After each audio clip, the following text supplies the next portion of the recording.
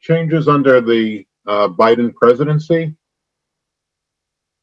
Want to go through changes impacting individuals, changes impacting business, and then Biden's $1.9 trillion economic rescue package. And then again, a few of the things that I wanted to talk about outside these things at the end. And also looking very forward to the trivia questions and seeing who can answer them correctly. So our potential tax changes impacting individuals. And I think you'll see a lot of this in the press, and they might do a little bit of snippets here and there. But one of the biggest proposals is that the top rate for earners would go from 37% to 39.6%. And 39.6% has been the highest rate that we have seen in many years. And that's really the published rate. But as you'll see, as we get into this a little deeper, there are other proposals that, if enacted, have the effect of pushing the rate up even higher. So you have to be careful, and especially when you're planning, people say, well, the top rate is 39.6%. But with the other provisions, it can get much higher than that. So we'll talk about that. Itemized deductions. And here's one of the provisions that would make your rate go up. While income would be taxed at 39.6%, there is a proposal that for earners with adjusted gross income of $400,000 or more, the itemized deductions would only be allowable at a 28% rate. So instead of a deduction reducing your income and reducing it at 39.6% at the highest rates, the proposal is that you would only get a 28% deduction for these things. On the flip side, the good thing is the SALT limitation, which is the state and local taxes limitation of $10,000, which has been very unpopular among states with high income taxes. Currently, the $10,000 limitation, there is a proposal to remove it. Now, if you think about what's been going on, though, with states, states have been working pretty hard to come up with ways to try to, I'll call it, circumvent the $10,000 limitation. And for pass-through entities, which include partnerships and S corporations, states have implemented something called the pass-through entity tax. So if you're a partner in a partnership or you're a shareholder in an S corporation, for instance, in Connecticut, now the tax is at the entity level for those earnings. And so what that does is the partnership or the S corporation would pay the state tax and deduct those taxes on its tax return to arrive at a lower taxable income for federal income tax purposes. And while that works great for on the federal side of things, there are some nuances when you do get to the state income tax.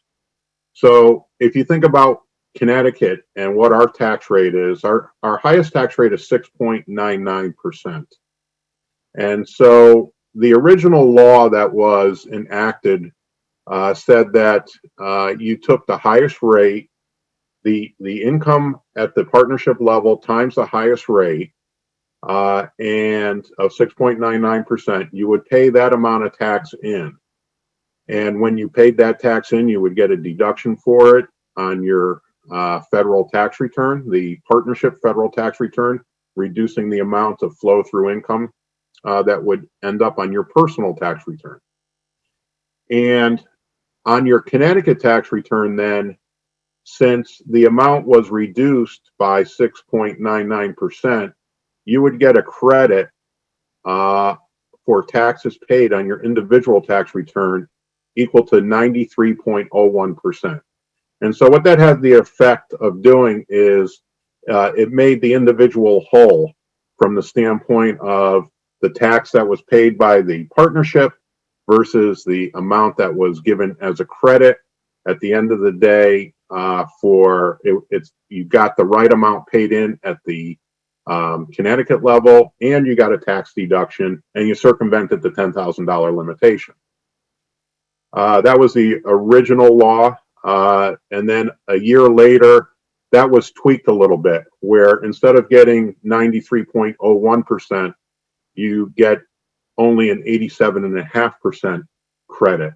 And so what Connecticut did was, in order to help balance its budget, took away a little bit of the credit that it was giving to pass-through entities on the individual side or the owner side of things. And so while you still are getting a very good benefit at the federal level, it actually had the effect of raising your tax higher than it would have been had you not had the entity level tax.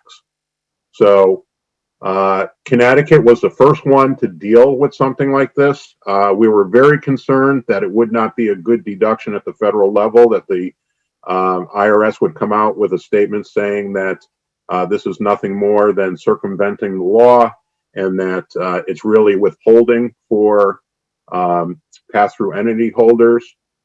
And then very recently, the IRS came out with a notice. It was back in November of 2020 that said that these types of arrangements, as long as the tax is at the entity level, that it would be something that the IRS would accept. So Connecticut, like I said, was the first state, one of the first states to do this. Since then, New Jersey has followed, Maryland has followed, and New York is following as well. For those of you who might file in multiple states, there's a potential issue of not getting a credit for taxes paid in other states if an entity level tax is paid. So there are issues with it. It will be something that will continue to unfold, and even if the state cap is removed, I think these types of arrangements where the entity level tax will be implemented in many more states for a few reasons. One is that it's easier to receive the tax payments if it's coming from an entity that has several owners, and it's easier to administer. And so at the end of the day, I think we'll see a lot of this, and helping people on the federal side of things as well.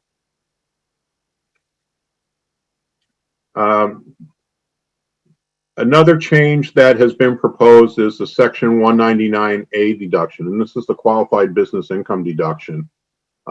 This is a deduction that was implemented in the Tax Cuts and Jobs Act, signed into law in late 2017, that would give pass-through entity owners that was not a specified service business a 20% deduction in arriving at their taxable income when the income was coming from a flow-through entity, assuming that they met some other criteria.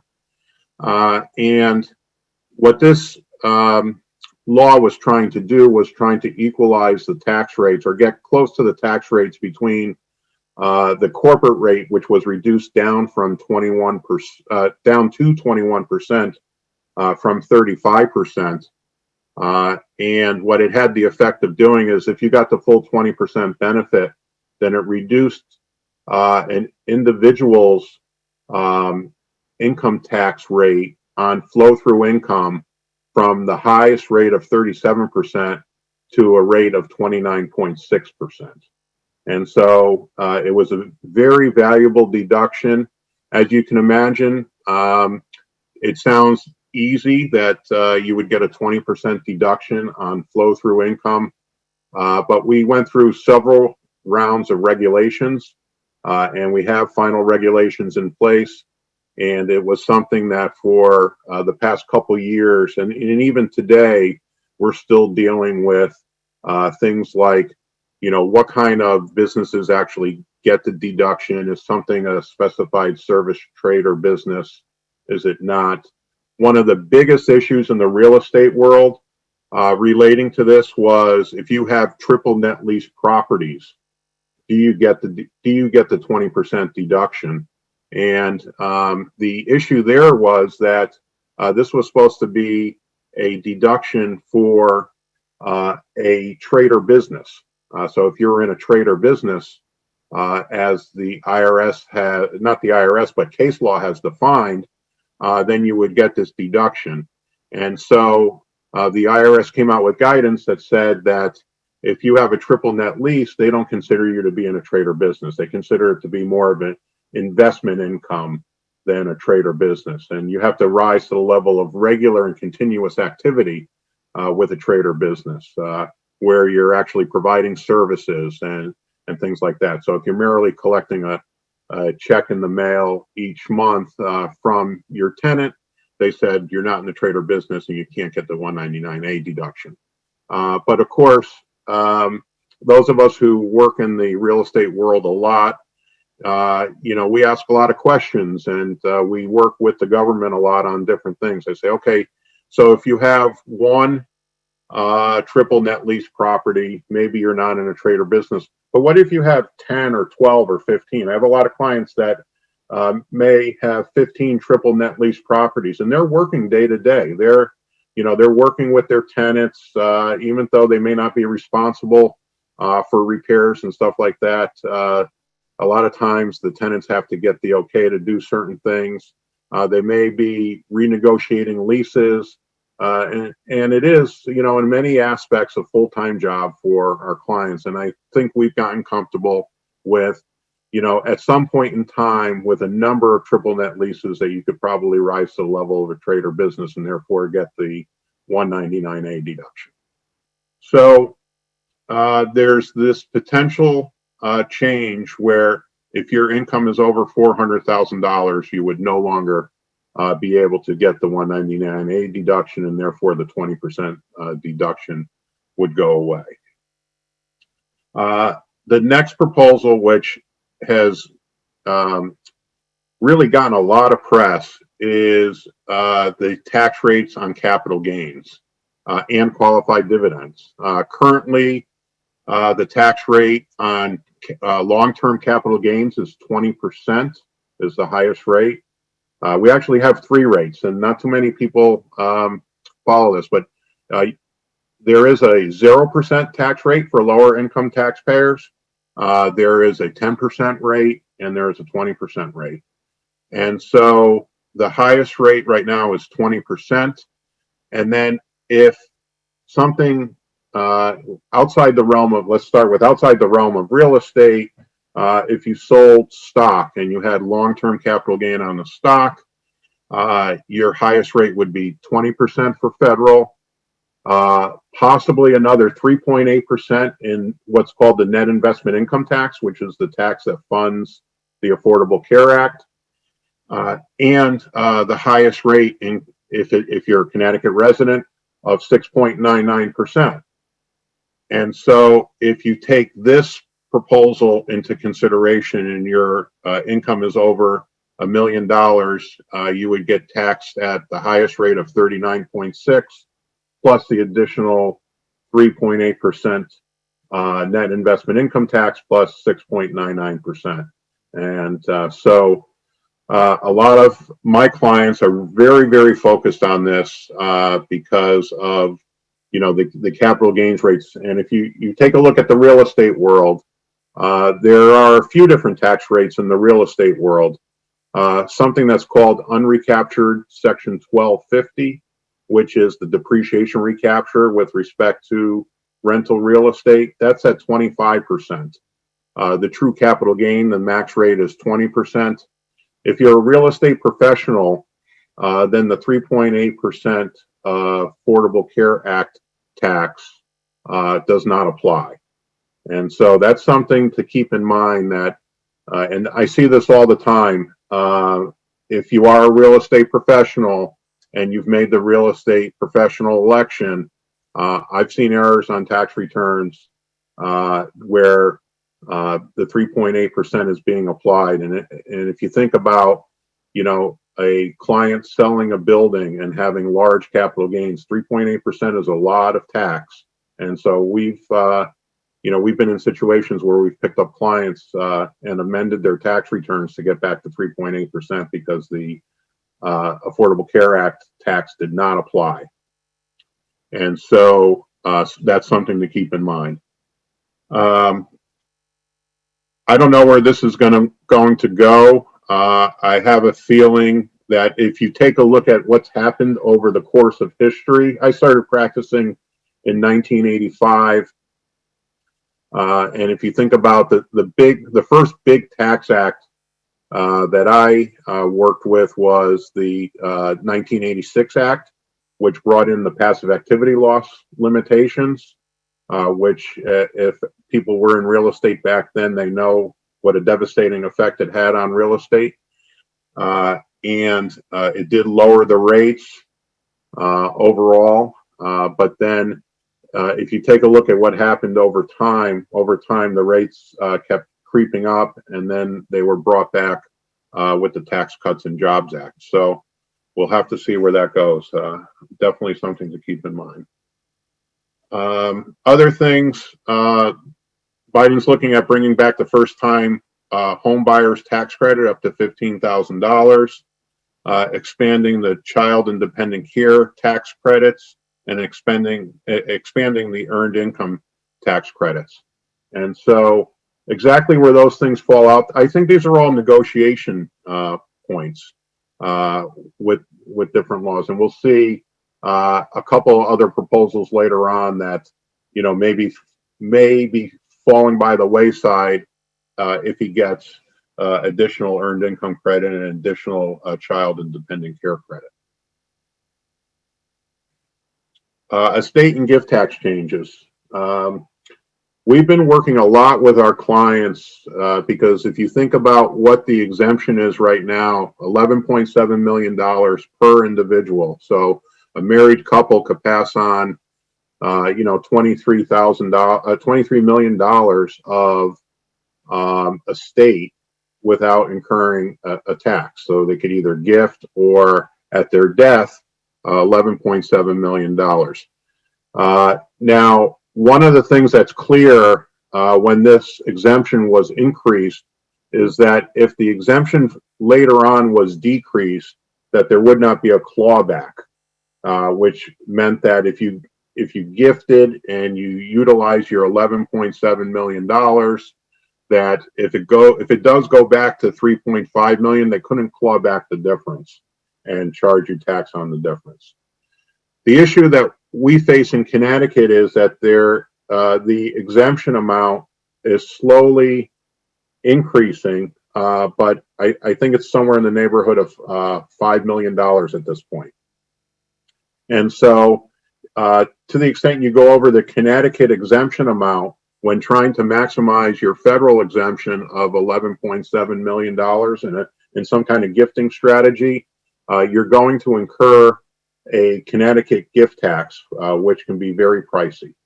And so I have a lot of clients who would like to do more gifting, but they don't want to incur the tax at the Connecticut level.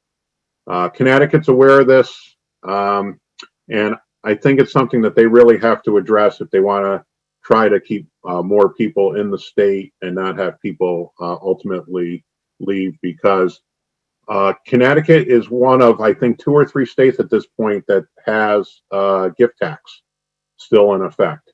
And so it's something that's lingering and something that has to be dealt with. The other big change here would be that at someone's death, and this is big for real estate, at someone's death, there is a step up in basis of the property to full fair market value. So that if an heir were to sell a piece of property that they received from an estate, putting aside depreciation subsequent to death, theoretically they have no gain or loss. They have no income tax on the sale, and they would receive the full proceeds. There's a proposal right now where they would eliminate the step up in basis upon death, and therefore when someone receives property from an estate and subsequently sells it, they would calculate their gain or loss based on the decedent's basis in the property and not the fair market value of the property. So in addition to the potential 45% estate tax, there could be an income tax on that property, again, based on the rules of the capital gains rates being 25%, 20%, 3.8% plus 6.99%. So something that's very pricey at the end of the day. So Brian, sorry to break in. Brian, question from the audience. So does that mean that the estate property would be valued at the lower basis? Yes, well, for estate tax purposes, no, it would be valued at full fair market value. So the estate tax would be based on the full fair market value of the property, but the heirs would receive the property at the adjusted tax basis of the decedent. So it would get taxed at the estate level based on fair market value at up to 45%, plus the income tax based on the lower tax basis. And so, real issue there. When we talk to clients about these types of things, especially in the real estate world, unfortunately, one of the tax planning techniques that we use is that, we think about, the age of someone who owns the property. And, some of the tax planning is that, instead of selling something, someone should hold it until their death and have it passed to their heirs, because the income tax could be so much less. But that, if this is changed, that may have an effect on some tax planning here. There's the potential for student loan forgiveness. And we're seeing things in the news all the time where the possibility of either reducing the interest rate, principal reductions, or something like that. And so again, something waiting to be seen what happens there. Another big one for real estate, carried interest. So in the Tax Cuts and Jobs Act, we did get carried interest legislation that said that if you had an applicable partnership interest, a carry on a deal, and it was held for less than 3 years, that particular income would be taxed at short-term capital gains rates, which are equivalent to ordinary income rates. After 3 years, it would be long-term capital gains rates. That was the bad news. The good news is the way the statute was written, again, getting back to real estate used in a trade or business, if your real estate was considered what's called Section 1231 property, which is property used in a trade or business held longer than a year, then that carried interest legislation didn't apply to you. So by and large, the real estate community got a good answer with respect to that legislation, that carried interest legislation. I think that all carried interests are kind of in the bullseye right now, and we'll see where that goes, but something to keep in mind, that if you do have a carried interest on a deal, there's the potential for it to be taxed at ordinary income rates. Potential tax changes impacting businesses. So, as I mentioned before, the tax rate for corporations was reduced from 35% down to 21%. That was seen as something that was huge for U.S. companies. The proposal is to raise the rate from 21% to 28%. Also, there is a proposal for surtax that's imposed on corporations that offshore jobs, and there would be a 10% surtax on any income that would be subject to these activities. So again, I think in the corporate world, I know that my friends who are corporate tax people, they tell me that they have their lobbyists working hard with respect to this rate, and we'll see what happens. Something you read about all the time is that certain companies pay little to no income tax each year, and that has a lot to do with timing differences, whether they're mostly timing differences, where you have accelerated depreciation or other deductions for tax that are different, taken at a different time for tax than they are for book. And so there is a proposal that corporations with $100 million or more in book income would pay either the corporation's regular tax or a 15% minimum tax. TCJA did eliminate corporate alternative minimum tax, so this is effectively bringing it back, but bringing it back at a lot higher rate than it was before. And then also the global intangible low tax income, which is foreign income, would be taxed at a higher rate as well. So here's something that, even though it's in the business side of things, it also has an effect on self-employed individuals, and this is something to watch very closely. This proposal kind of rears its head every now and then, and we'll see where it goes. But the proposal is that currently, when you pay Social Security tax, the employer would pay half and the employee would pay half, up to wages of right now $137,700. If you're self-employed, you pay both sides of this, and you know that the self-employment tax is very, is double that. Plus, that's only the FICA piece. In addition to that, we have the Medicare piece. So the proposal would be that you would pay the payroll tax of 12.4% would stop at the $137,700 up to $400,000. Then after $400,000, the full 12.4% kicks in again, unlimited. And so if you think about what that does to higher earners, 39.6% of income tax federal, another 12 if you're self-employed, another 12.4% plus 6.99% Connecticut. So this is a big deal. This is something that people are watching very closely, and we'll see where it goes. There wasn't the last time this proposal was made. There wasn't a lot of support. There was support for it, but there were moderate Democrats who were opposed to it. Another item is like-kind exchanges, and this is something that's kind of near and dear to the real estate community.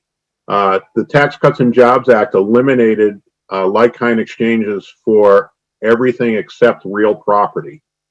And so now like-kind exchanges are in the crosshairs again, and if your income is in excess of $400,000, and I'm not sure how they would actually implement this for a partnership, because the partnership has to be the entity that's exchanging, that you would not be allowed to do a 1031 exchange. And I'd like to hear from people on the webinar now, but it seems to me, and everything that I see, that 1031 money certainly keeps a lot of the deal flow happening. And so, we view it as a good thing.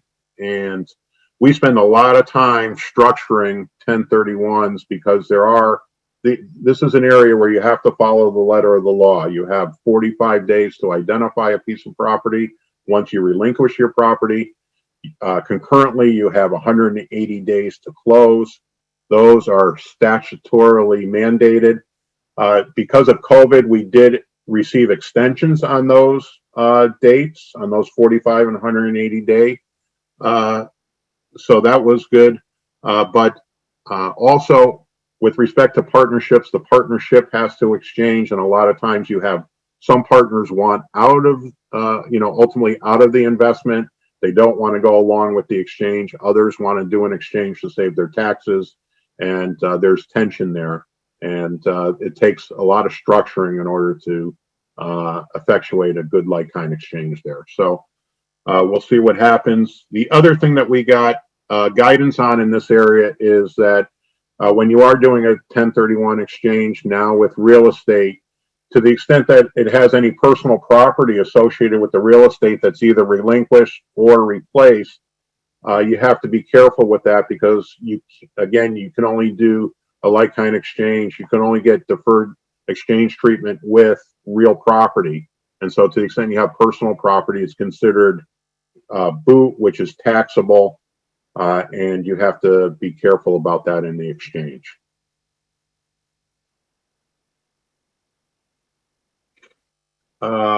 So other tax credits can face some changes here. And these are all, helpful on the business side of things. There would be an expanded renewable energy credit, low-income housing tax credits, work opportunity credits, premium tax credits of the Affordable Care Act, expanding and making permanent the new markets tax credits, creating a manufacturing communities tax credit, providing tax credits relating to retirement savings for small businesses, and offering a Made in America tax credit of 10%. So all these are on the table. It'll be very interesting to see where it goes. We've had the work opportunity tax credit for years, and obviously the low-income housing tax credit and renewable energy credits, which have been very popular, and hopefully those will get extended and enhanced. And before I go into the economic rescue package, any questions on any of the proposals that we've talked about? So far, nothing in the chat box, but for anyone who didn't see my message, please type into the chat if you have any questions, or wave frantically at the camera if your camera's on. I'll try to keep an eye out. Okay. So I was trying to get one of my partners, Bob Moss, who is our liaison up on Capitol Hill, to join us today, but unfortunately he is pretty deep in what's going on up there, and he did send me something to talk a little bit about what's happening. Again, the $1.9 trillion American Rescue Plan. There's a debate right now as to whether the $15 minimum wage is going to be included in this or not. And to be included, it has to go through a reconciliation provision called the Byrd Rule, named after former Senator and Appropriations Committee Chairman Robert Byrd. And the rule says a proposal must have a substantive effect on federal revenues or expenditures. Those against the wage increase argue the effect of the wage increase would be merely incidental to federal expenditures, receipts, and thus would not qualify for this rule. So he's also telling me that there's an arbiter on these disagreements. It's the Senate parliamentarian Elizabeth McDonough, who is very well respected by both Democrats and Republicans, and she's held the role since 2012. If the wage increase is included in the American Rescue Plan and an objective is raised pursuant to the Byrd Rule, she could sustain the objection, and that would be that, except that he said it wouldn't be, because now you have the 50-50 Senate, and the tiebreaker is the Senate President, Vice President Kamala Harris. So we'll see what happens there. with respect to Biden's $1.9 trillion economic rescue package, there would be additional stimulus payments of $1,400 per person, and that's in addition to the $600 that was recently enacted and people received within the last few months. There would be additional unemployment aid. It would be increased from $300 per week to $400 per week. Additional rental assistance and eviction moratorium. This was something that was included in the last coronavirus bill that we received, was a rental assistance credit, and it's being administered through the states. And I would be interested to know if anyone has dealt with this with any of their residential tenants at this point in time, but they would. The federal government would make an additional $25 billion available for rental assistance for low and moderate income households that have lost jobs due to the pandemic. You know, Brian, it's interesting. I haven't had a tenant take advantage of anything like that, except my town came up with a plan, a rental assistance program, and one of my tenants took advantage of that. Okay, so. But sort of interesting the town took it on first. This was months and months ago. Yeah, I sent it out to all my clients and they said thanks, and they said they would look into it, and I haven't heard of anyone so far being taking advantage of the program, but it could be geographic more than anything else. I don't know. Hunger assistance, extend the 15% increase in food stamps through the end of September. $3 billion for women and children to secure food, and partner with restaurants to provide food and jobs to the needy. Hunger assistance provisions in the bill. Child care and child tax credits, $25 billion emergency fund, an additional $15 billion to an existing grant program, and expand the child care tax credit. So those are things that are in effect, but would be expanded.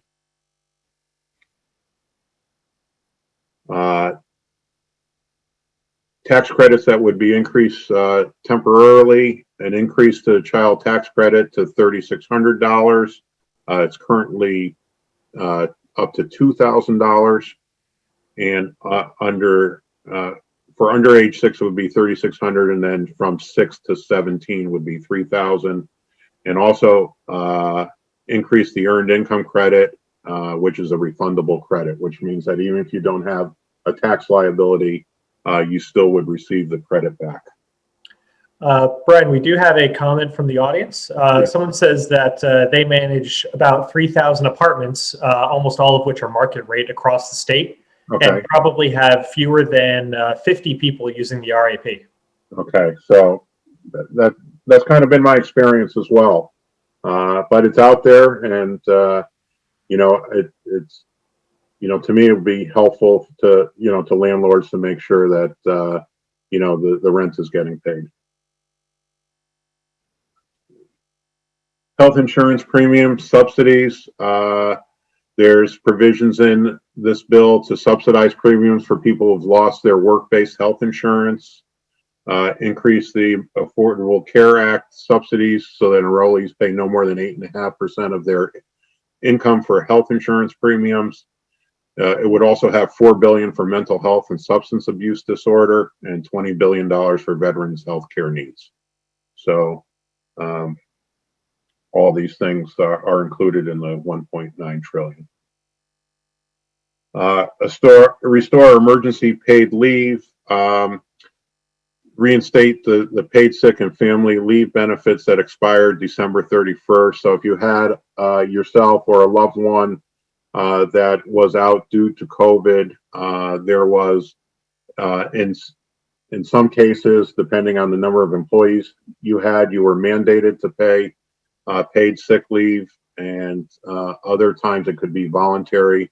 And it expired December 31st, and this would be expanded so that it will get expanded to September 30th.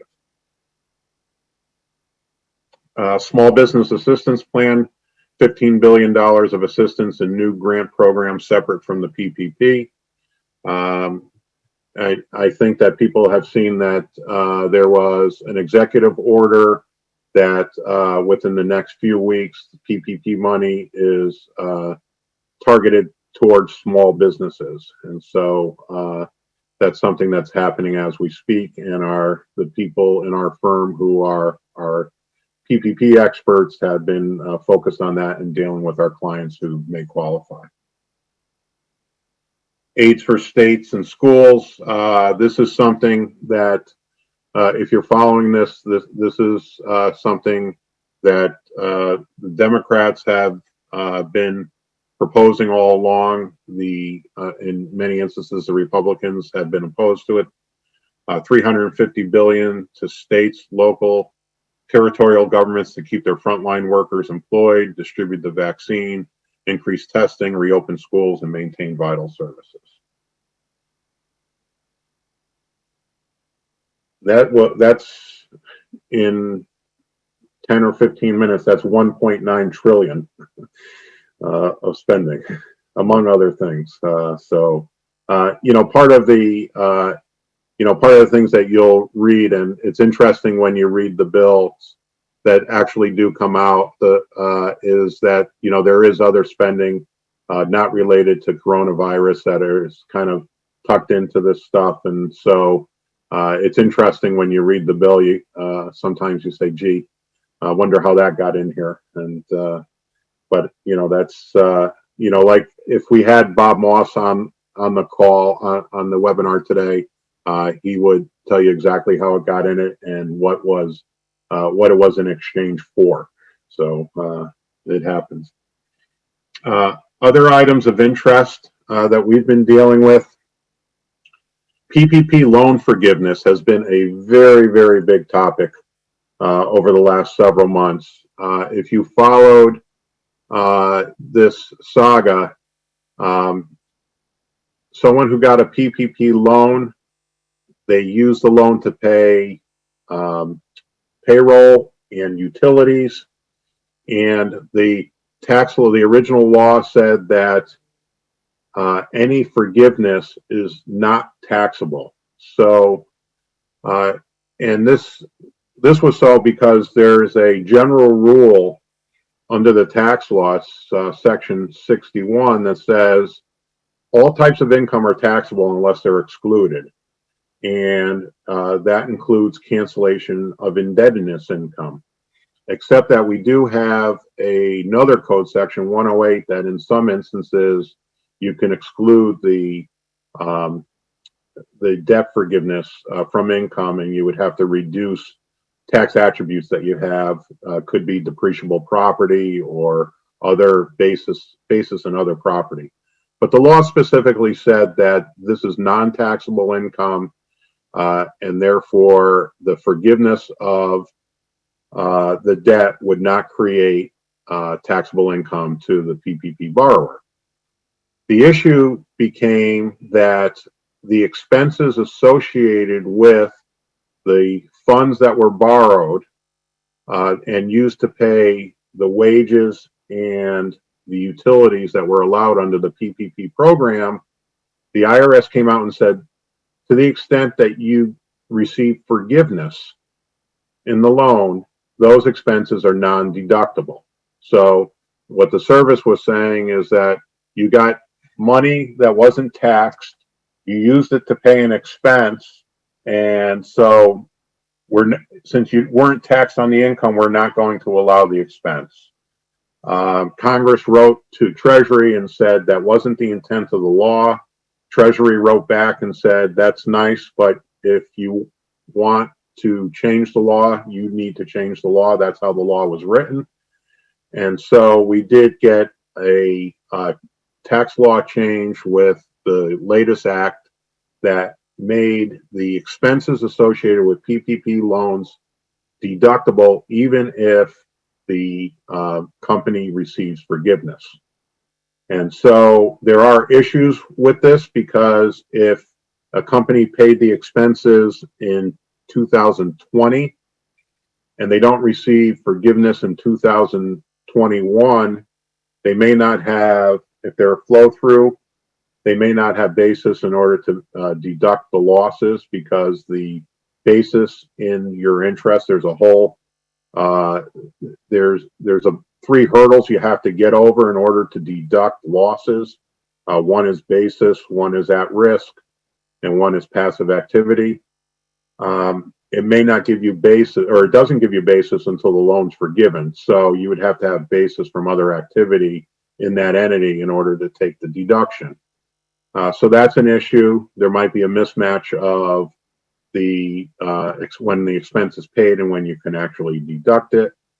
The forgiveness seems to be taking a little bit longer than expected. Supposedly the SBA has 90 days to review loans, and it seems to the larger loans have taken longer. So hopefully at the end of the day, this will speed up, because people are becoming very anxious, and we're dealing with issues where clients are actually selling businesses, and this is becoming an issue with respect to the purchase sale agreement as to whether the loan will be forgiven or not.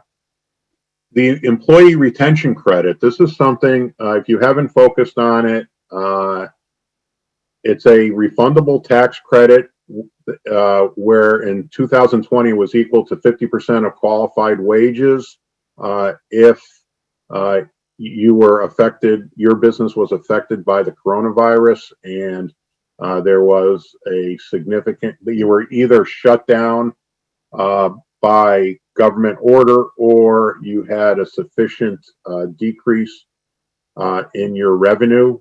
You could take a 50% credit against your wages on your payroll return. And they increased it in 2021, the first 2 quarters, it's 70% for each quarter of wages up to $10,000 per person. So $7,000 per employee each quarter. So if you haven't focused on this and your business has been affected by coronavirus, you should focus on this.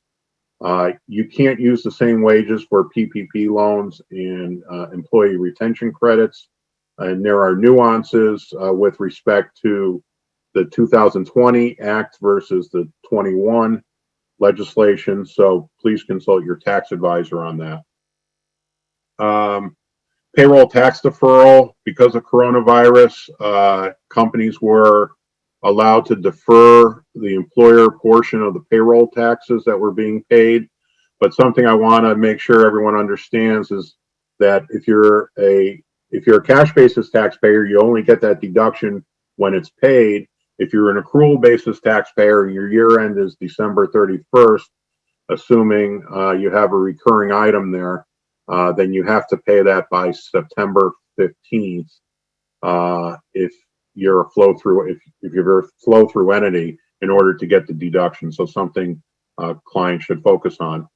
And another thing that you may have read about in the news is this whole issue of nexus and state tax issues relating to employees and businesses.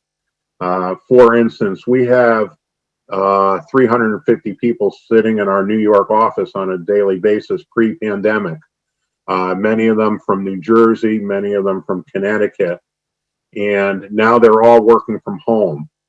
And so from the employee side of things, the employee saying, well, gee, I never set foot in New York.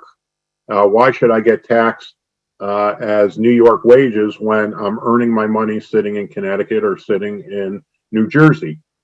New York has come out with a position paper that says that it's still New York wages, because you're not at home for the convenience of the employer, which would be the only way that it would be a wage outside New York. There's actually a lawsuit now. New Hampshire has sued Massachusetts for the same issue, and we're anxiously awaiting to see the result of that. In addition, something that the state of Connecticut legislature is dealing with right now. If you're sitting in Connecticut performing your job where your employer is really in New York, and you worked in New York, and prior to the pandemic, then the law says that since you're not at home for the convenience of the employer, you're taxed both in New York and Connecticut on those same wages, and you don't get a credit for taxes paid to New York on your Connecticut return. The Connecticut State Legislature is dealing with that issue right now, and they're looking at making it so you're not double taxed on those wages. The other thing that companies need to look out for is the fact that apportionment for a company is based usually on a three-factor formula: sales, wages, and equipment, and where each one of those items, which states each one of those items either resides or is paid. And so the fact that we had a bunch of people sitting in New York that are now in Connecticut can significantly affect your apportionment for the business, and have your business pay a different state income tax than you would expect. And so lots of state issues with respect to this. People moving out of New York and saying that they're not New York residents anymore. I think New York is going to look at that very, very closely and say you probably haven't had a change in domicile, and therefore you're still a New York resident. All that remains to be seen and makes our job a little interesting. Brian, we've got a question from the audience. Sure. So if you are considered at home for the convenience of the employer, what if the employer closes the office to save money? Is it really that seems like it is at the convenience of the employer? Well, if in fact that the employer doesn't have an office anymore, then yes. But if they merely just close their office because of coronavirus, then the states are taking the position that is not for the convenience of the employer. Oh. Yeah. I know. I just saw Frank Amodio shake his head, and I've been doing that for 12 months at this point, shaking my head every time I read something like this. And so, like I said, it makes my job interesting. Pre-pandemic, I was in New York 3 days a week in our New York office, and then back in Hartford 2 or 3 days a week. And I could tell you that, I feel bad for a lot of these younger kids who are working at our firm, because a lot of them have 2 or 3 roommates in New York, and they're all trying to work from home, and they're having a really tough time. So God bless them, and I hope that we're back to our offices soon. Okay, so that's the hour. Be happy to take any other questions before we get to trivia. We actually do have one more question from the audience. As an aside, is there any move to reinstate a credit for electric vehicles? I think you're going to see that with the alternative energy provisions. So we'll wait to see on that.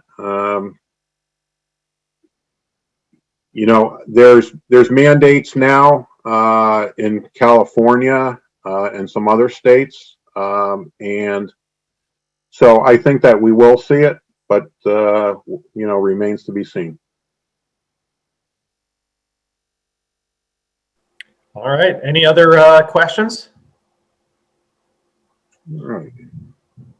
All right. Well, seeing none, Brian, thank you so much for all that fantastic information. And yeah, really, thank you. Round of applause virtually for you. There's a lot of information there, a lot to think about, and it must be tough having so much uncertainty with how things are gonna go.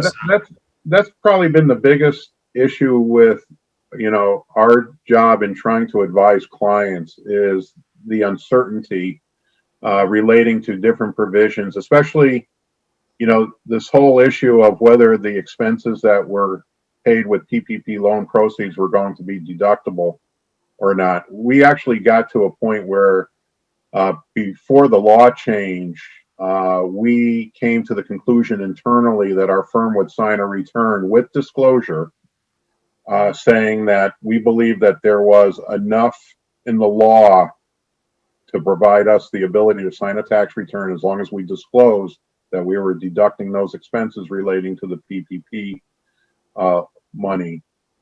So clients were trying to decide whether they wanted to put that disclosure in their return or not deduct the expenses. Luckily, we got the law change, and so that uncertainty went away. But there's a lot here. There's a lot, especially on the state tax side. Another issue we didn't really even talk about was, while the federal government says that the PPP loan forgiveness is not taxable, there's a lot of states that don't conform with the federal laws, and therefore there are states that are going to tax the PPP loan forgiveness.